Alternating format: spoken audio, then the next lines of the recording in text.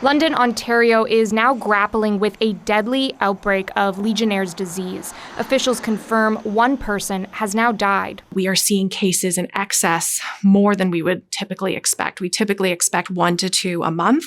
In the past week, we've identified over 35 cases. The outbreak of the respiratory illness is in the city's southeast, the same area where there was another deadly outbreak last summer. But health officials still don't know how people are getting infected. Legionnaires' disease is caused by bacteria that can grow in warm, still water, often in cooling towers, which remove heat from large buildings. When contaminated water vaporizes and people breathe it in, they can get sick. For most, it's a mild illness. We are talking about the people who have developed a pneumonia and become quite ill, so they have a fever, cough, and have developed shortness of breath. Symptoms start within 2 to 14 days of infection, but it's not contagious, and if caught early, it is treatable. Antibiotics used for severe pneumonias in hospital would cover this pathogen.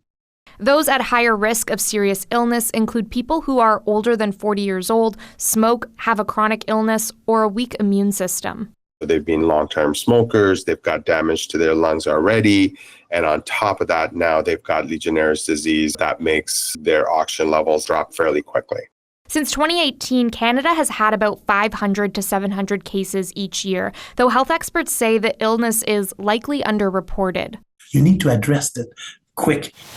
One expert in the water treatment industry says there's calls to better enforce cooling tower inspections. Doing tests more often, that's what it brings you, to be more proactive.